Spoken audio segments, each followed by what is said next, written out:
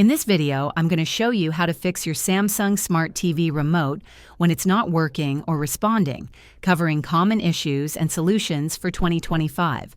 First, check the remote's batteries, replace them with fresh ones, and ensure they're inserted correctly. Low batteries are the most common cause of remote problems.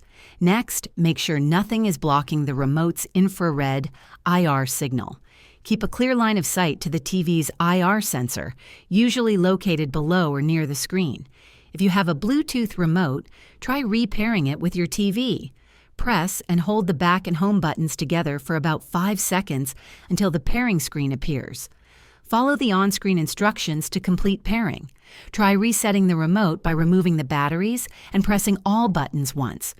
Then reinsert the batteries and test the remote again.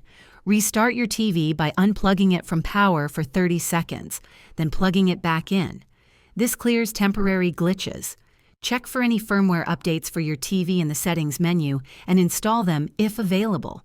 If you're using a universal remote or a third-party remote, make sure it's programmed correctly for your Samsung Smart TV. Clean around the remote's buttons to make sure none are stuck or damaged. If none of these steps work, the remote might be faulty and need replacement, or the TV's IR sensor could be damaged. Following these steps should get your Samsung Smart TV remote working and responding again. If this video helped you, please like and subscribe to the channel.